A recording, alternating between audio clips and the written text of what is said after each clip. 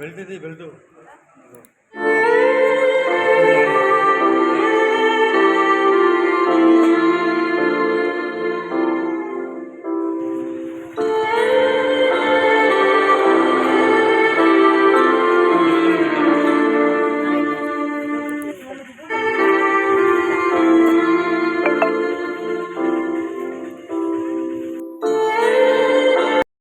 అది నన్ను పొద్దుటూరుకి ఇచ్చినారు సార్. మా అమ్మ మా నాన్న ఏటూరు దగ్గర ఉన్నారు సార్. వాళ్ళ పొలం దగ్గరే నాకు ఒక 40 సెంట్లు పొలం కొనిచ్చినారు సార్, వేరే వాళ్ళది. నా భర్త పేరుతో అది మేము కొనుక్కున్నాం సార్. అది కొనుక్కునే నుండి మా చిన్నాయన నా భూమికి సత్వం ఉంది, ఆ భూమి నాకు కావాలని చెప్పేసి రోజు మమ్మల్ని బెదిరించడము, మా మర్యాదపూర్వకంగా మమ్మల్ని అడిగితే మేము ఇచ్చేవాళ్ళమే సార్. మా అమ్మ మా నాయన్ని కొట్టడము, రోజు బెదిరించడము, ఇట్లా 7 ఏళ్ళ నుంచి చేస్తున్నారు సార్. మేము సర్దుకొని పోతా ఎన్నోటంగా మేము అడిగిన బతకలేమని చెప్పి సర్దుకొని పోతున్నారు సార్. ఇప్పటికి 2 సార్లు ప్రాణహాని తప్పింది సార్. మా అమ్మను 2 బర్రెలు ఇరగొట్టినాడు. సిద్ధ తీసుకొని మొగుడు మాటికి ముందుకు నెలకోసారి. ఇప్పటికి 5 సార్లు రిమ్స్లో కేసు పెట్టాం సార్.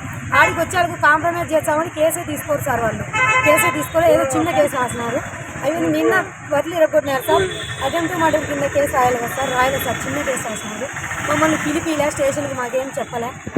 ఆ భూమి అయితే మాది సార్, మా భూమి కావాలని బెదిరిస్తాడు. నన్ను కూడా బెదిరిస్తాడు సార్, చంపుదామని. న్యాయం చేస్తే బతకగలం, లేకపోతే అందరం చచ్చిపోవాలి సార్.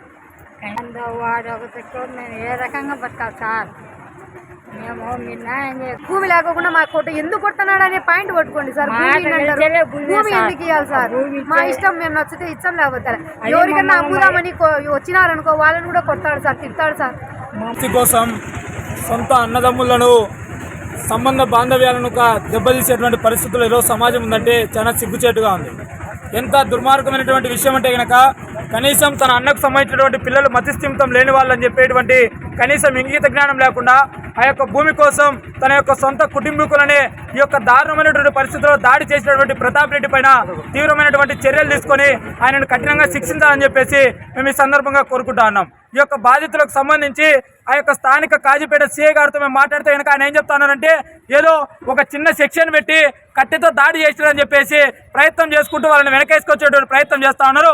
దీన్ని మేము తీవ్రంగా తప్పుపడతా ఉన్నాం, మరి ఖండిస్తా ఉన్నాం. ఈరోజు ఈ యొక్క జిల్లాలో పోలీసు యంత్రాంగం ఏ విధంగా తయారైందంటే కనుక బాధితుల పక్షాన న్యాయం చేయాల్సినటువంటి యొక్క పోలీసు వ్యవస్థ ఎవరైతే అన్యాయం చేస్తారో వాళ్ళకు సపోర్ట్ చేస్తుంటే కనుక ఇంకెక్కడుంది న్యాయం అని చెప్పేసి ఈ సందర్భంగా మేము అడుగుతా ఉన్నాం. కాబట్టి ఇకనైనా సరే ఈ యొక్క జిల్లా పోలీసు యంత్రాంగం ఎవరైతే కనుక ఈ యొక్క భూమిరెడ్డి వెంకట సుబ్బారెడ్డి గారి కుటుంబం పైన దాడి చేసినారో వాళ్ళ యొక్క పొలాన్ని ఆక్రమించుకునేందుకు ప్రయత్నం చేస్తా ఉన్నారో వారిపైన చట్టపరమైనటువంటి కఠిన చర్యలు తీసుకొని ఆ యొక్క వీళ్ళ తమ్ముడైనటువంటి ప్రతాప్ రెడ్డి మరియు వాళ్ళ భార్య పైన కఠినమైనటువంటి చర్యలు తీసుకొని రిమాండ్కు తరలించే విధంగా చేయాలని చెప్పి సందర్భంగా కోరుకుంటున్నాం. అదేవిధంగా మీడియా ముఖంగా ఇంకో మాట స్పష్టం చేస్తాను. ఏమనంటే కనుక ఈ యొక్క వెంకట సుబ్బారెడ్డి కుటుంబానికి ఉన్నటువంటి వ్యక్తులకు ఎవరికన్నా ఏమాత్రం చిన్న హాని జరిగినా కనుక దానికి ముమ్మాటికి కారణం ఈ యొక్క ప్రతాప్ రెడ్డి అని చెప్పేసి ఈ సందర్భంగా తెలియజేస్తాను. ప్రతాప్ రెడ్డి కుటుంబీకులు ఎంత దారుణానికి ఒడిగట్టారంటే వాళ్ళ యొక్క అన్న కూతురికి సంబంధించినటువంటి ఆడపిల్ల భూమిని కూడా కాజేసేందుకు యత్నం చేస్తూ వాళ్ళని చంపేందుకు ప్రయత్నం చేస్తా ఉన్నారు. కాబట్టి పోలీస్ యంత్రాంగం వారికి రక్షణ కల్పించాలని ఈ సందర్భంగా మేము కోరుకుంటా ఉన్నాం.